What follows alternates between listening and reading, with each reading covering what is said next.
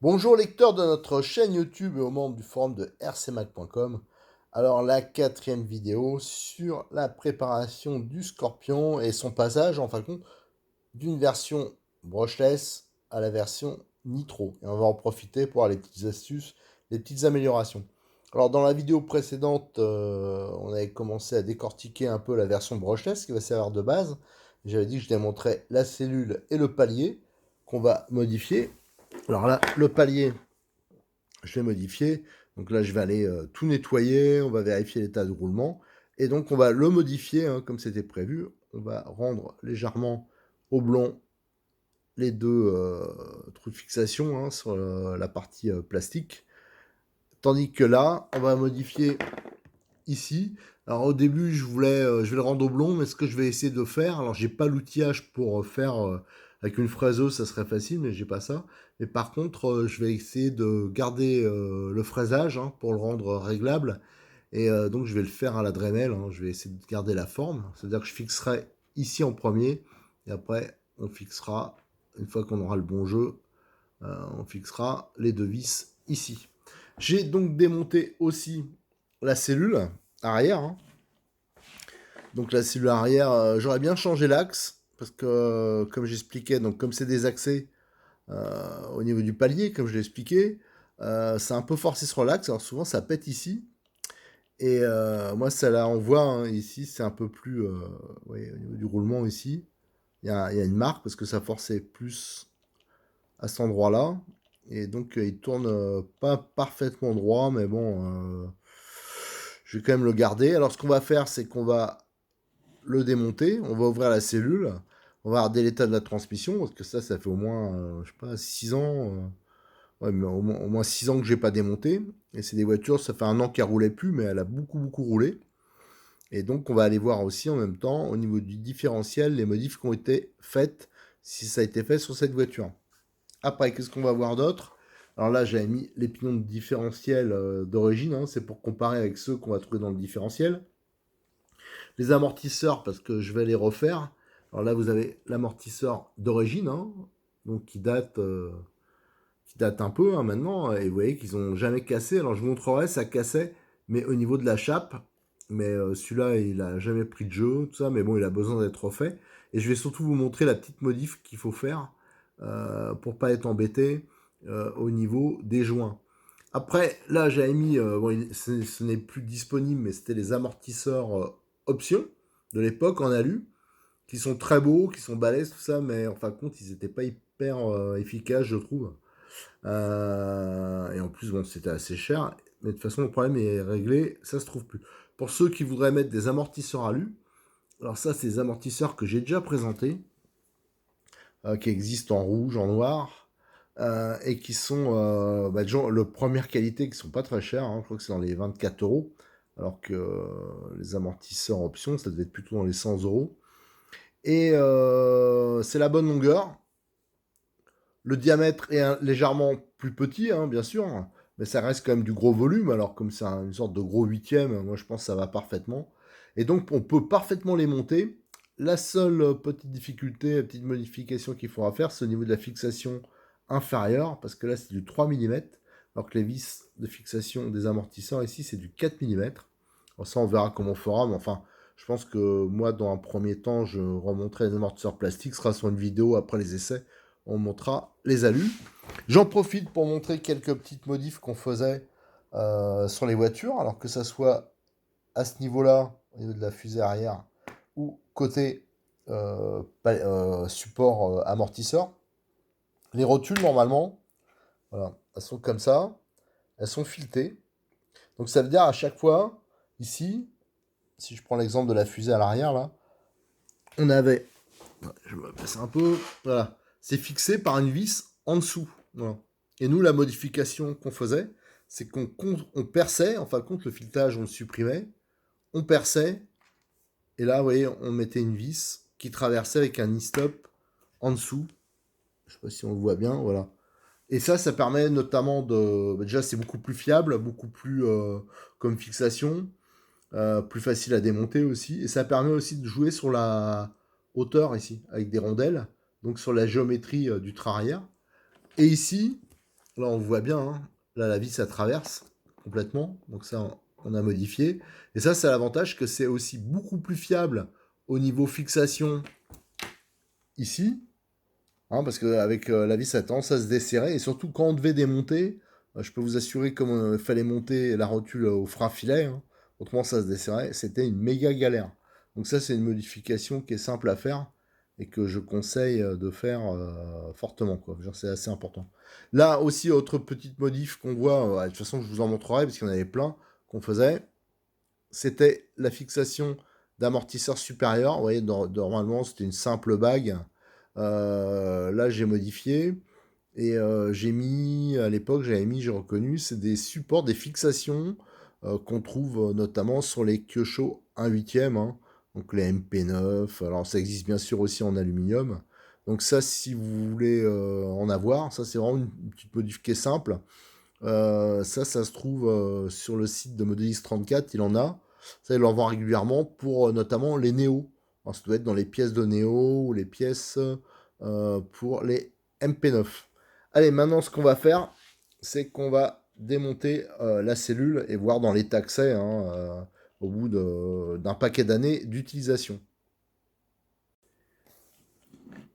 Allez, on va démonter les 4 vis hein, qui fixent le support d'amortisseur alu option sur la cellule. Et après, sur le côté, les vis. Il doit y en avoir 4, 5, les vis qui vont permettre d'ouvrir la cellule. Alors on peut voir au passage hein, quand même que les noix sont assez résistantes. Alors que le différentiel est assez dur. C'est peut-être le secret que... Je sais plus la graisse que j'avais dû mettre, mais j'avais dû mettre quelque chose d'un peu balèze. Et les noix sont un peu abîmées, c'est normal. Hein, je rappelle, la voiture, elle a au moins 6 ans facile. Donc c'est un peu normal qu'à force, ça soit usé. Elle a fait pas mal de courses, pas mal de démos. Elle en a pris plein la tête, cette voiture. Donc l'usure des noix, moi je vais laisser comme ça. Je vais juste ébavurer, bien sûr. Allez, maintenant, on va démonter. J'utilise le tournevis électrique. C'est du 2,5. Tac.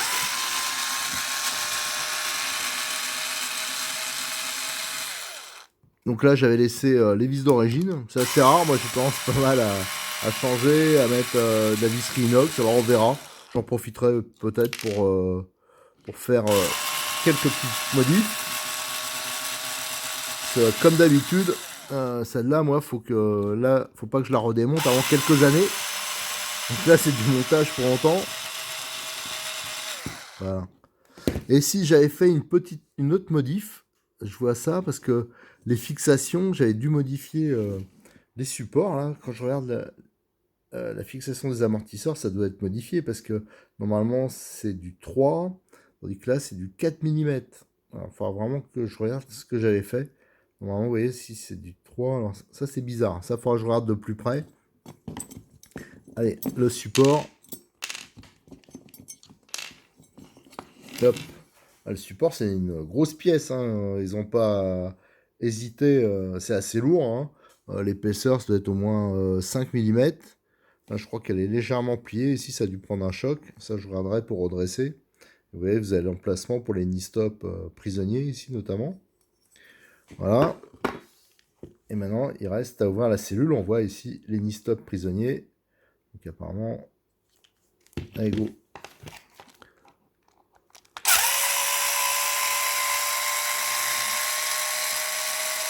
C'est des vis, bien sûr, 6 pans. Tête bombée. C'est du 4 mm, hein, c'est du balèze. Hein.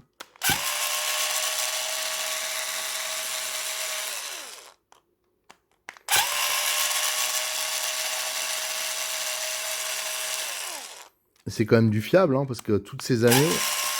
Alors, je vais pas dire qu'elle roulait tout le temps, la voiture, mais quand même, elle a un paquet d'heures d'utilisation. Hop. Voilà. Vous voyez, alors moi, je mettais pas de graisse. Alors, c'est une histoire de... Alors ça, c'était pas ma voiture, hein, c'était ça, Nicolas, je crois. Mais moi, je graissais pas trop. Alors, il y a dû avoir un peu d'huile qui est partie. Mais comme c'est tout acier, ça reste, c'est hyper fiable, quoi. C'est-à-dire que c'est pas le genre de pièce qui va s'abîmer. Vous voyez, il n'y a aucune marque. Voilà, après, il y a juste les roulements qu'il faut huiler. Mais ça, comme c'est une voiture qu'on utilise en compète, c'est vrai qu'on a tendance à mettre un petit filet d'huile. Là, peut-être pour le remontage, je mettrais de la graisse, mais si on graisse, automatiquement, avec la force centrifuge, ça va venir se plaquer à l'extérieur. Il n'y aura plus grand-chose à l'intérieur. Les roulements, on vérifiera l'état. Et là, nous avons donc le différentiel, hein. Donc la caractéristique, c'est que ça ressemble tout à fait à un différentiel Kyosho style MP75, hein, celui du Neo par exemple. Sauf que à la place de la couronne coupe conique, il y a cette couronne là, métallique, hein, et qui est assez imposante, qui est assez balèze.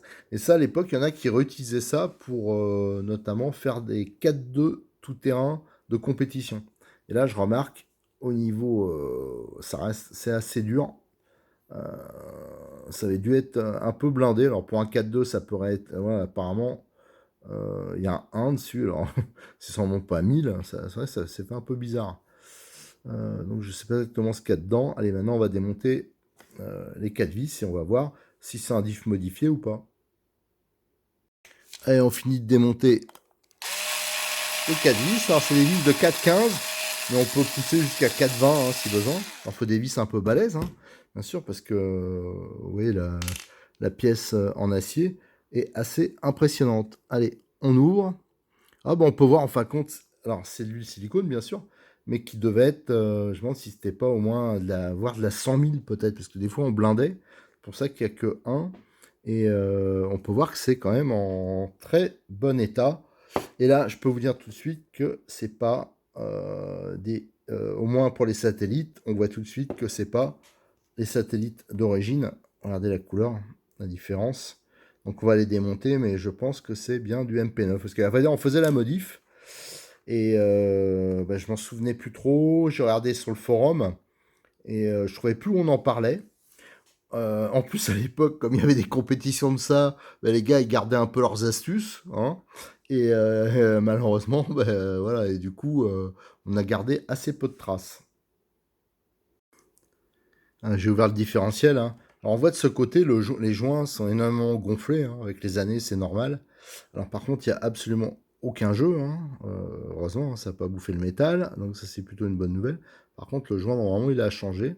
Alors ce que je vais regarder, c'est si ce joint, il est commun à d'autres Kyosho, ou alors est-ce qu'il existe encore en pièces détachées, parce que certaines pièces n'existent plus. Au niveau du corps, on voit là, j'ai la version neuve, hein, c'est bien sûr le corps d'origine. Et on peut voir ici, on peut voir un peu de cyano. Alors en fin de compte, c'est parce qu'on préparait pour pas qu'il y ait de risque de fuite au niveau de la vis ici, parce qu'on a introduit la goupille d'entraînement du planétaire, un peu comme sur les Néo, sur la MP9, hein, je crois que c'est encore comme ça, par ici. Et donc c'est une petite vis de 4, hein, sans tête qui rentre ici. Et donc pour assurer la fiabilité, alors ça je vous l'ai montré sur les vidéos sur le Néo notamment, on met une petite goutte de cyano directement sur le filetage de la vis au moment où on la met en place. Et là, ça permet d'avoir une parfaite étanchéité, parce que des fois, sur ce type de montage, hein, c'est pas commun au Néo, hein, au Scorpion, c'est ce type de montage, des fois, il va y avoir des petites fuites. Voilà. Et là, donc au niveau des planétaires, si on grossit un peu, on peut voir que c'est les mêmes, hein. C'est les planétaires d'origine. Là, il y a un 9, ça c'est l'ancien. On peut voir qu'il est nickel, hein, il n'y a pas eu de problème d'usure. Par contre, ici, on a des satellites. On peut voir par rapport à ceux d'origine, ils sont beaucoup plus longs. Voilà. Donc, c'est pas les mêmes. Alors, pourtant, ceux-là, ils semblent en acier. Ça, c'est l'alliage habituel qu'il y a chez Kyosho. Alors, on pourrait se dire, bon, ceux en acier seront plus costauds. Et en fin de compte, on avait des problèmes de différentiel avec le montage d'origine. Alors, c'était pas vraiment loisir, hein, c'était quand nous, c'est surtout en compétition, genre quand on menait les voitures au bout, qu'on roulait longtemps, hein, sur des finales assez longues, répétitives, bon, on risquait d'avoir des problèmes. Voilà. Donc maintenant, reste à savoir. Alors moi, je pense que c'est des satellites de MP9, type MP9, mais je vais vérifier en comparant avec des pièces que j'ai. Alors là, c'est la pièce qu'il y avait dedans, et ça, c'est un satellite de MP9, hein, qui est tout neuf, donc pour moi, c'est la même chose. Alors par contre, si je regarde ceux du Neo, ça m'a l'air sensiblement identique aussi, mais je pense que c'est plutôt du MP9 qu'on mettait. Donc voilà, ça veut dire que ça oblige à acheter, pour refaire un différentiel, il faut acheter un sachet de pignon MP9. Alors ça, j'irai voir Cyril pour en chercher un.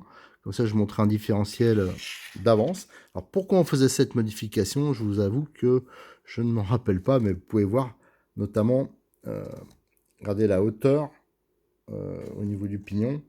Donc elle est beaucoup plus haute sur le pignon MP9, donc il y a plus de portée, et je pense que c'était peut-être ça le problème, c'est-à-dire qu'il n'y a pas assez de portée sur les pignons d'origine. Alors peut-être aussi que ceux options là, qui montent les T-Works pour MP9, je pense qu'ils doivent aller, hein, les satellites aussi, et eux par contre ils sont en acier. Alors ça c'est quelque chose que j'ai pas essayé, j'en ai pas là, mais faudrait voir, faudrait comparer le montage qui serait préférable. En tout cas, si vous voulez faire la modif, c'est MP9 et il n'y avait pas les rondelles habituelles, hein, de calage qu'il y a normalement ici. Elles ne sont pas utilisées. Alors pour être sûr, ce que je vais faire, et comme ça j'en ferai l'entretien, je vais démonter aussi le différentiel de la version brushless. Ça, je le ferai sur une prochaine vidéo. C'est juste pour être sûr. Donc le diff, je vais juste le refaire, hein, parce qu'il est en très bon état. Et je pense que je vais mettre quelque chose comme au moins de la 30, 40 000, peut-être 50 000. Je vais voir exactement, je vais regarder dans mes stocks pour avoir quelque chose d'un peu balèze et qui dure dans le temps. Voilà. Et autrement, on peut voir, hein, le reste est en très bon état, hein. Les pignons, ils sont comme neufs, hein. Là, c'est juste la couleur qui a changé, hein, mais autrement, il n'y a aucune trace d'usure. Et ce qui n'était pas le cas avec le montage d'origine. Alors, la prochaine étape, je vais tout nettoyer, hein. J'ai beaucoup de boulot de nettoyage, de préparation. Là, on va modifier le palier, notamment, hein, pour recentrer l'arbre de transmission. Mais entre-temps aussi, ça sera présent dans la prochaine vidéo, hein, la direction sera montée. Alors pour la montée, oui, vous avez le support en plastique, hein, qui vient se mettre comme ça. Cette partie-là, elle vient s'emboîter dans le châssis. Et là, vous avez le cerveau qui était livré d'origine, hein, sur les Scorpions qui étaient en version RTR. Il n'existe plus comme ça. Alors celui-là, je ne vais pas le mettre à la direction. Je vais peut-être l'utiliser au gaz frein. Voilà, parce qu'il était assez lent. Mais au gaz frein, ça me gênera pas trop. C'est une voiture de loisir. Et à la direction, je vais monter soit un S20 ou un S25 de chez Modis 34 parce qu'ils sont vraiment pas chers. Et moi, je trouve qu'ils marchent très bien. Ou alors un cerveau plus ancien. Ça, c'est des cerveaux. Alors, il paraît comme neuf, mais c'est pas vraiment le cas. Ça, c'est des cerveaux que j'avais pris à l'époque, des fûts à tabac haut de gamme que j'avais pris, c'était pour la compétition. Et sur les trois que j'avais pris, il y en avait deux qui avaient grillé assez rapidement. Donc, j'ose plus les monter sur des TT 1/8. Ça, alors là, je vais le monter. Par contre, c'est très puissant, très rapide. Je pense que je vais le monter comme ce sera une utilisation loisir. Il sera moins sollicité. Je vais le monter à la direction de ce deux roues motrices. Voilà. Alors là, on a le palonnier alu qui était livré avec les versions RTR. Donc ça, c'est un modèle bien connu, hein. Chez Modis 34, on le trouve pas cher. Je crois que ça vaut 5 euros en couleur or, couleur alu. Voilà, il y a plein de couleurs rouge, bleu. Et donc, c'est un système par pincement. Ça veut dire que là, si je prends par exemple le cerveau d'origine, quand je le monte, vous voyez, le jeu, il est quand même assez diabolique. Donc, ça veut dire que il faut pincer. C'est pour ça qu'il y a deux petites vis. D'ailleurs, il en manque une ici. Donc, c'est qu'une fois que c'est installé, qu'on est sûr du réglage, hein, ça veut dire du neutre, il faut aller visser la petite vis ici, la petite vis ici, et bien sûr on met la vis habituelle là, pour que tout soit bloqué et qu'il n'y ait pas de jeu.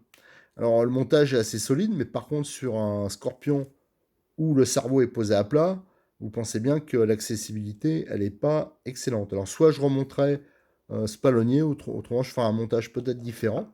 Par contre l'avantage de ce palonnier, c'est qu'il y a beaucoup d'épaisseur ici. Et donc ça c'est bien, vous voyez, pour le montage notamment de la grosse rotule là. C'était assez pratique parce que moi j'avais monté ça au frein filet. Et là il y a une bonne prise. Voilà. Allez, tout ça, ça sera monté sur la prochaine vidéo, hein. Je vous donne rendez-vous. Je vais essayer de la faire le plus rapidement possible parce que là il y a quand même beaucoup de boulot. Surtout que j'ai dit que je démontais aussi la transmission de la version brushless, hein, pour comparer au niveau des différentiels. C'est alors l'autre, la version brushless, c'est une voiture qui roule très, très, très souvent. Donc on verra l'état du différentiel, ça va être, intéressant de comparer et pareil, là, je ne l'ai pas démonté depuis 5, 6 ans, facile. Donc ce sera intéressant de voir dans quel état c'est et de comparer, voir si le montage est exactement pareil. Allez, je vous remercie, à très bientôt sur notre chaîne YouTube et sur rcmac.com.